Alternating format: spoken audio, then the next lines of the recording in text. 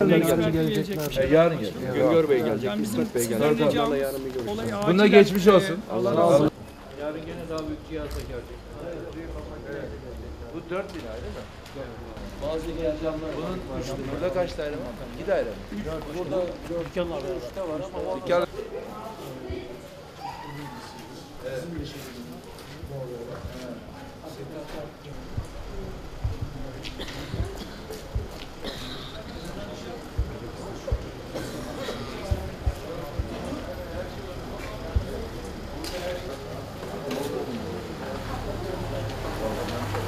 Önce kaçın arkadaşlar dediğini söylüyor yani benim kızım.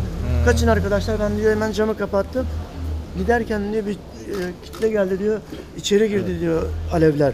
Yani ikinciye alev çıkıyor. Baştan bir şey patladığını zannediyor. Yani su borusu patladığını, öyle bir buhar oluşmuş.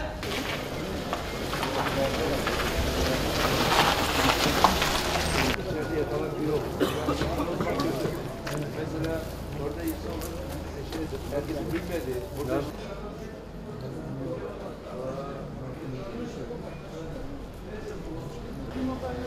eşyalar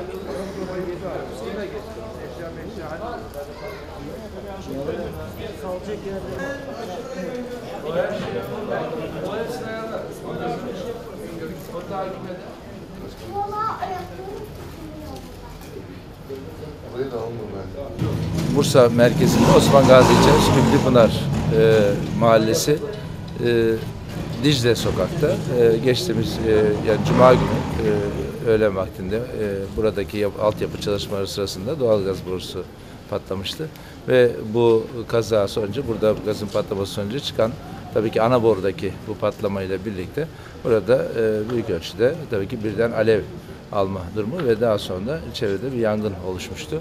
Bu yangın esnasında tabii ki belli binalar zarar gördü. Şu anda bu yangında zarar gören arkadaşlarımızla ilgili tespitlerimizi biz ekiplerimize yaptırdık. Biz de şu anda geldik. Yer sahipleri ve sayın muhtarımızla görüştük.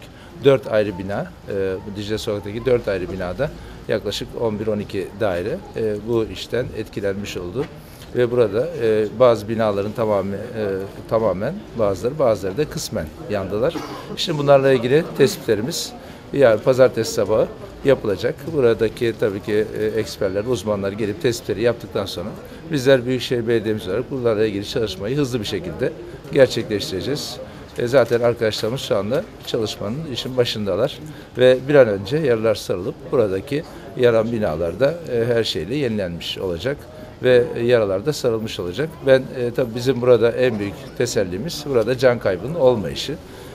İnşallah dediğimiz gibi bir daha bu tür felaketler yaşanmaz. Ben buradaki tüm hemşehrilerimize, buradaki Dicle Sokak sakinlerine, Küplüpınar mahallemize tekrar geçmiş olsun diyorum.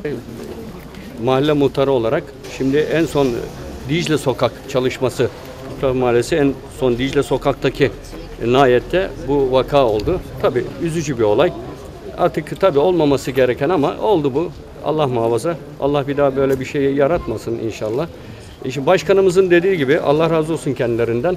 Başkanımızın talimatıyla bunlar en kısa zamanda bütün mağdur olan kardeşlerimiz hepsi aşağı yukarı 12, 13, 15 daire gibi hepsi mağdur olan insan en kısa zamanda başkanın talimatıyla beraber en kısa zamanda bunlar giderilecek Allah'ın izniyle.